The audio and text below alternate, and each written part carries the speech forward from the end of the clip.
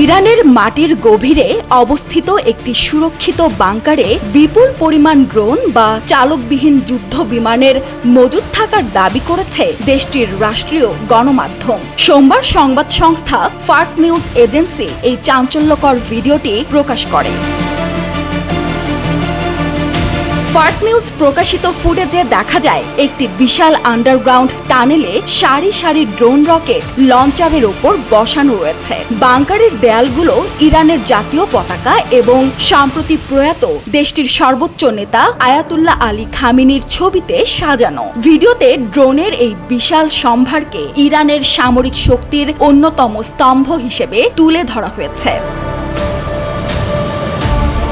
প্রতিরক্ষা বিশ্লেষকদের মতে, যুক্তরাষ্ট্র ও ইসরায়েলের সাম্প্রতিক হামলার পর এই ভিডিও প্রকাশ করার মাধ্যমে ইরান বিশ্বকে তাদের পাল্টা আঘাত হানার সক্ষমতা দেখাতে চাইছে। বিশেষ করে খামেনির মৃত্যুর পর নেতৃত্বের এই সংকটময় মুহূর্তে সামরিক বাহিনীর মনোবল চাঙ্গা রাখা এবং বাইরের শত্রুর জন্য সতর্কবার্তা হিসেবে এই ভিডিওকে দেখা হচ্ছে।